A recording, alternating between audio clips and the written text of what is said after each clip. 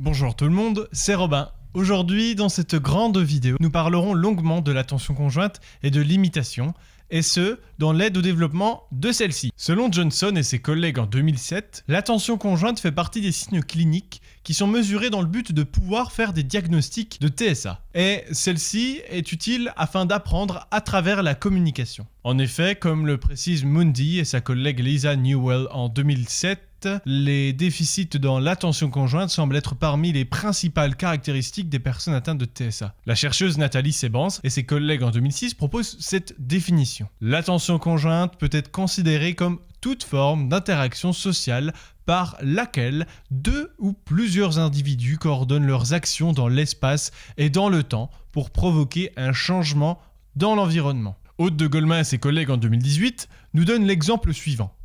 En pointant du doigt un objet, ou quand on va suivre du regard une direction commune.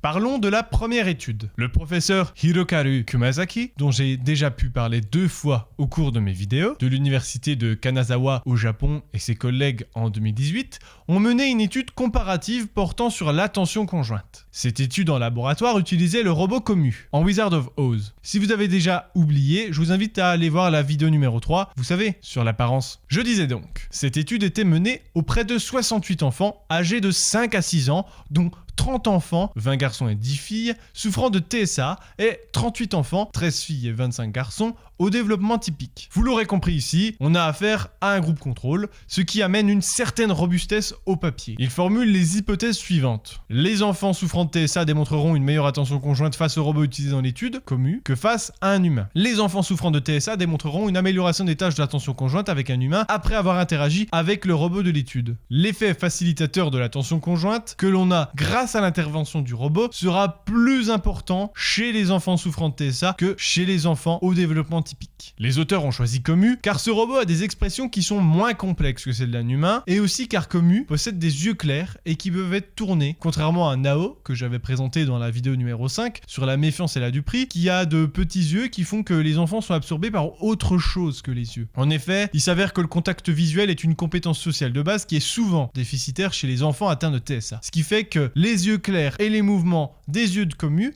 permettent de mieux reconnaître et d'interpréter les signaux de communication et par extension de potentiellement avoir une attention conjointe favorisée et d'offrir des expressions riches. Komu, par la compagnie Vestone, mesure 30,4 cm et possède 14 degrés de liberté, disséminés un peu partout sur son corps, tout en étant plutôt silencieux, petit et mignon, ce qui peut permettre potentiellement une anthropomorphisation simplifiée et une peur réduite pour les enfants. Les enfants sont assignés de manière aléatoire au groupe contrôle, sans robot donc, ou bien au groupe d'intervention avec le robot Komu. Dans le groupe contrôle, les enfants passent auprès d'un humain A, puis d'un humain B, puis à nouveau auprès de l'humain A. Et dans le groupe avec Komu, ils passent auprès de l'humain A, puis Komu, puis à nouveau l'humain A. Durant chacune des interventions, il y a l'interaction de 5 minutes avec chaque agent, donc au total 15 minutes, et l'agent auquel il faisait face avait un protocole et un scénario d'entretien qui évoluait au fur et à mesure des entretiens. Lorsque l'enfant était amené à rencontrer l'agent humain placé en face de lui debout, ou bien Komu qui était placé en face sur une table au milieu de la salle avec une chaise pour enfants devant lui, le contrôle en Wizard of Oz était fait suivant les scripts prévus par les chercheurs cachés sur un ordinateur. Les parents, ils se mettaient derrière l'enfant et il y avait 2 images de chaque côté. Ensuite, dans un second temps, après avoir dit « né » en fin de phrase, l'équivalent du « hey » en anglais, l'agent humain ou Komu faisait une tentative d'induction de l'attention conjointe en regardant vers l'enfant 1 seconde, puis vers l'image à gauche pendant 3 secondes, et sans prononcer un mot. Et il regardait de nouveau l'enfant pendant 1 seconde, puis vers l'image pendant 3 secondes. Pour l'image de droite, c'était la même chose, en disant ou en ne disant pas « né ». Et il y avait au total 4 tentatives d'induction de l'attention conjointe qui étaient validées seulement si l'enfant regardait la cible suggérée dans les 3 secondes. Le score des enfants n'était pas calculé par les chercheurs, mais par des personnes ne sachant pas le but de l'étude. Et celles-ci se mettaient d'accord entre elles, lors d'un désaccord, pour avoir une plus grande fiabilité des résultats. Alors, après analyse des résultats, il s'avère que les auteurs avaient leur hypothèse de valider. En effet, les enfants réussissaient mieux la tâche avec Komu et les enfants souffrant de TSA avaient amélioré leur performance d'attention conjointe avec les humains après avoir interagi avec Comu. D'autre part, les auteurs pensent qu'il semblerait qu'il y ait un effet facilitateur de l'attention conjointe dû à l'intervention d'un robot qui serait plus important chez les enfants atteints de TSA. Ainsi, parmi ces derniers étant entrés en interaction avec Comu, il y avait la moitié qui avait amélioré leur réponse à l'attention conjointe et il y avait aucun des participants qui avait une réponse à l'attention conjointe d'aggravé. Venons-en à une seconde étude. Warren et ses collègues en 2015 ont étudié l'attention conjointe auprès de 6 jeunes enfants atteints de TSA, âgés de 2 ans et demi à 4 ans, avec une moyenne de 3,46 ans en interaction avec le robot Nao pendant 4 séances interactives. Le dispositif est composé de Nao, que vous connaissez, qui fournissait des messages d'attention conjointe, de 2 moniteurs cibles qui pouvaient être activés de façon imprévue en synchronisation avec une demande d'attention conjointe lorsque les enfants les regardaient, d'un système d'eye tracking relié à une caméra pour surveiller le temps passé à regarder Nao, et pour juger aussi de la bonne performance. Et on avait aussi un système de contrôle humain de type Wizard of Oz pour noter lorsqu'il y a réussite. Pendant les 4 séances, l'enfant pouvait au début explorer le robot s'il le souhaitait. Ensuite, l'enfant était assis face au système d'eye tracking où il y avait le robot et les 2 écrans de chaque côté et on lui disait qu'il allait jouer à un jeu. Nao lui demandait de trouver des choses et donc de regarder vers une direction donnée, et ce avec plusieurs niveaux de difficulté qui augmentaient au fur et à mesure les informations provenant de lui. C'est ainsi que les enfants ont amélioré leur capacité à s'orienter grâce au message de Nao et ont continué à porter une grande attention au fil du temps à ceux-ci. Par extension, l'attention conjointe a bien été améliorée au fur et à mesure du temps, mais cependant, on a quelques limitations qui sont soulevées par les auteurs, notamment au niveau de la méthode qui pourrait limiter les résultats, de l'échantillon qui est faible, tout comme le temps d'interaction, et qu'ils étaient les premiers à la sortie de l'étude, et quasiment les seuls encore aujourd'hui, à étudier spécifiquement l'attention conjointe d'enfants atteints de TSA en interaction. Venons-en à l'imitation, second sujet de la vidéo. Boussena et ses collègues en 2014 ont mené une étude sur l'apprentissage des signatures sociales, qu'on détaillera un peu plus tard, par un jeu d'imitation entre un robot et un partenaire humain. Ils définissent l'imitation comme le processus par lequel un apprenant apprend les caractéristiques comportementales d'un enseignant, c'est-à-dire un partenaire interactif ou un modèle. Pour rappel de ma seconde vidéo sur les intérêts des robots, la chercheuse Andrea Pierno et ses collègues en 2008 avaient remarqué que les personnes souffrant de TSA avaient, contrairement aux personnes avec un développement typique, une tendance à plus facilement imiter un robot faisant un mouvement plutôt qu'un humain. D'autres auteurs se sont intéressés à l'attention conjointe, notamment la chercheuse Sarah Ali et ses collègues en 2019, mais en ajoutant l'imitation. Ils amènent un modèle intéressant se basant sur un modèle adaptatif appelé le modèle MRIS, qui part des résultats mesurés chez l'enfant et qui s'y adapte. Le système est composé de 2 robots, pour viser lui aussi à augmenter l'attention conjointe, et le modèle propose aussi d'améliorer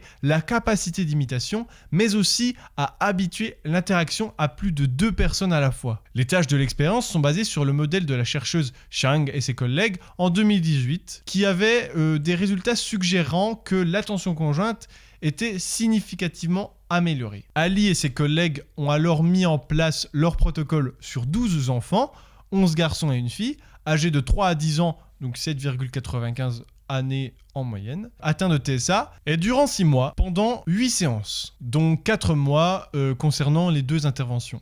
Les progrès de chaque enfant étaient enregistrés chaque semaine concernant celle-ci, avec en plus l'aide d'un casque EEG pour confirmer ce qu'ils observent. Les enfants qui étaient gênés par le port du casque n'étaient pas pris en compte dans les résultats. Dans la première intervention, le modèle est composé de 2 types de repères visuels. Il y en avait un qui faisait des changements de couleur au niveau des yeux du robot de manière cyclique, et l'autre qui faisait des clignements de ceux-ci. Dans la seconde intervention, des indices vocaux avec des indices visuels sont ajoutés, comme salut, bonjour. Ainsi, dans la première intervention, l'enfant est tout d'abord amené dans l'endroit pour passer l'électroencéphalogramme, pour mesurer l'activité du cerveau et l'attention conjointe de l'enfant. Mais avant la mesure, celui-ci doit compter jusqu'à 10 et puis il lit l'alphabet. Ensuite, on lui met le casque EEG pour mesurer l'activité du cerveau, puis il va dans la zone d'activité et commence le module d'attention conjointe, où il y a les 2 Nao qui enregistrent les réponses de l'enfant. Plus tard, l'enfant retourne à l'EEG après cette thérapie, puis va passer les modules d'imitation. Lorsqu'il arrive, les deux robots créent des stimuli en faisant des clignements des yeux, et ceux-ci attendent que l'enfant maintienne un contact visuel pendant au moins 5 secondes avec l'un d'eux.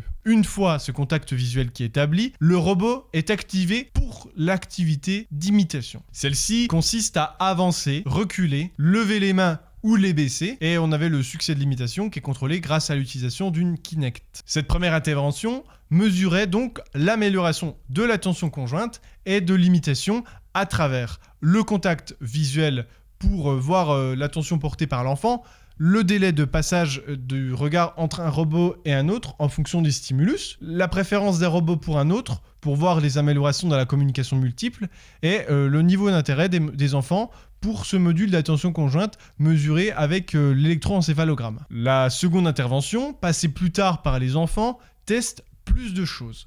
En effet, à l'intérieur de celle-ci, les auteurs ont ajouté la communication inter-robot dans l'interaction de l'enfant avec ceux-ci. Donc les auteurs, ils expliquent et justifient cette condition par le fait qu'au quotidien, il est nécessaire d'écouter et de regarder la communication des autres. Et du coup, cette communication inter-robot est effectuée directement lorsque la seconde intervention commence. Les deux Nao sont assis face à face et l'un des deux se lève en disant « Bonjour !» tout en faisant signe à l'autre Nao. On enregistre durant cette phase la réponse de l'enfant. Ensuite, un des robots au hasard se retourne vers l'enfant et commence à communiquer de la même façon. Donc on regarde ensuite la réponse de l'enfant concernant l'attention conjointe, donc au niveau du contact visuel, de la parole ou de l'imitation par agitation de la main. Alors il a été observé qu'ils sont attentifs aux robots et qu'ils changeaient leur direction du regard envers les robots pendant leur intercommunication. Les résultats indiquent clairement qu'il y aurait des améliorations importantes dans l'imitation, l'attention conjointe, ainsi qu'une amélioration notable des compétences en matière de multicommunication des enfants participants dans le temps. On observe donc des différences par rapport au début des interventions de l'expérimentation dans les capacités d'attention conjointe et d'imitation de chaque enfant, ainsi que l'amélioration globale du CARS, donc le Childhood Autism Rating Scale. Cependant, une étude réalisée en France, celle de Anzalone et ses collègues en 2014, avec le robot Nao, trouve d'autres résultats qui entrent en contradiction avec d'autres au regard de l'attention conjointe des enfants souffrant de TSA. On avait un échantillon qui était composé de 2 groupes, dont un avec des enfants au développement typique âgés en moyenne de 8,06 ans et un groupe avec des enfants souffrant de TSA âgés en moyenne de 9,25 ans. Les auteurs observent que l'attention conjointe sera plus faible avec un robot plutôt qu'avec un humain dans les tâches d'exploration des 4 dimensions, donc 3D et spatial, plus le temps. Mais les auteurs trouvent des résultats intéressants parce qu'il se pourrait en effet que pour les enfants souffrant de TSA, l'attention conjointe soit plus coûteuse au niveau cognitif et moteur que les enfants au développement typique, que celle-ci aussi semble dépendre beaucoup du partenaire, humain ou robot, et qu'il pourrait aussi y avoir un effet de l'âge, ce qui expliquerait aussi les résultats similaires quant à l'attention conjointe des enfants au développement typique et souffrant de TSA. D'autres auteurs soulignent des problèmes importants, comme Bekelele et ses collègues en 2014. Ils ont remarqué que les jeunes enfants de leurs échantillons ont eu besoin d'un niveau plus élevé d'indication afin de pouvoir s'orienter avec succès quand il y avait un robot. Boussena et ses collègues en 2014, quant à eux, je le disais plus tôt quand je définissais l'imitation, ont utilisé l'imitation dans un jeu afin d'apprendre des signatures sociales. Et le but était d'enseigner à des robots et aussi d'apprendre des signatures sociales. La population de l'étude était de 41 personnes, dont 11 adultes, 15 enfants souffrant de TSA, dont 2 filles, et 13 garçons âgés en moyenne de 9,25 ans, et 11 enfants au développement typique, dont 9 garçons et 6 filles âgées de 8,06 ans en moyenne. Les auteurs ont dû cependant enlever certains participants. Donc le robot ici utilisé était Nao, et ils ont utilisé une architecture qu'ils ont eux-mêmes créée comme outil de reconnaissance pour imiter et reconnaître les postures. L'étude était composée de 2 phases. Au début, il y a une phase d'apprentissage, donc le robot il produit une posture aléatoire et c'est la personne qui doit imiter le robot. Ensuite, il y a une autre phase où, cette fois-ci, il s'agit de la personne qui enseigne au robot des postures qu'il devra imiter. C'est ainsi que le robot se voit aussi être apprenant et que les personnes testées doivent donc être des enseignants. L'échantillon utilisé lors de cette étude montre que les enfants souffrant de TSA imitaient moins bien que les enfants au développement typique. Et par ailleurs, concernant l'enseignement de posture, il y avait 84% de réussite lorsque le robot interagissait avec des adultes, 69% pour les enfants au développement typique et seulement 61% pour les enfants souffrant de TSA. Au regard de tous ces résultats, il semblerait que l'aide à l'apprentissage, au développement ou l'amélioration de l'imitation et de l'attention conjointe soit en effet possible grâce à certains robots. Toutefois, les études sur le sujet possèdent des limitations, comme souvent, un manque de groupe contrôle, et elles s'inscrivent aussi dans une culture donnée. On a aussi des limitations au niveau de la robustesse des résultats dus à un échantillon trop faible et des résultats qui sont étonnamment significatifs dus justement à ces petits échantillons. Et ainsi, nous sommes toujours à un stade qu'on peut considérer comme préliminaire, mais qui est prometteur et porteur de résultats surprenants. Les résultats soulignent à la fois les avantages et donc les inconvénients actuels de certains robots et protocoles. Cette vidéo touche à sa fin. N'hésitez pas à vous abonner, à laisser un pouce vers le haut pour m'indiquer que ça vous a plu.